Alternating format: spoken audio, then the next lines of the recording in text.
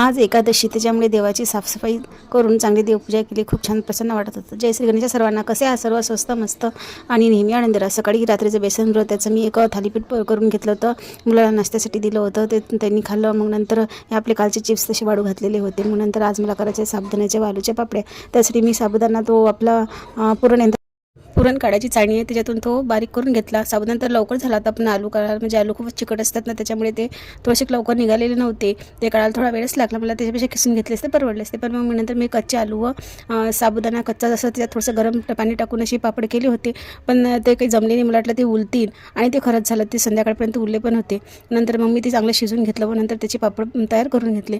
मग नंतर मला करायची ती देवाची पूजा. आज एकादशी असल्यामुळे सर्व मंदिर वगैरे आवरून देव चांगले पितांबरी स्वच्छ करून अशी म्हटलं पूजा करावी. तर दुपारी उशीर झाला होता, पण एकादशीला उशिरी झाला तरी चालते म्हटलं आज पूजा करा. छान आरामशीर बसून अशी पद्धतशीर देव वगैरे घासून स्वच्छ करून मग नंतर त्यांची चांगली मंदिरात पूजा करून घेतली.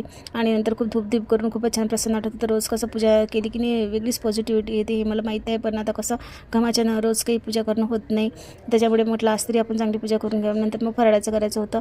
फराळात मी आज चिप्स तळले आणि तो साबुदाणा थोडासाच ठेवला होता. मग त्याची उसळ करून घेतली. मग नंतर फराळाचं केलं व आराम केल्यानंतर मग दुपारी चहा वगैरे पिल्यावर यांनी ते दुकानचा माल आणला होता, तो काढला. कारण की ते दुकानात मग नेणार होते. आणि नंतर मग त्यात घरातला पण किराणा होता, मग त्यांनी ते काढला. मग ते दुकानात घेऊन गेली.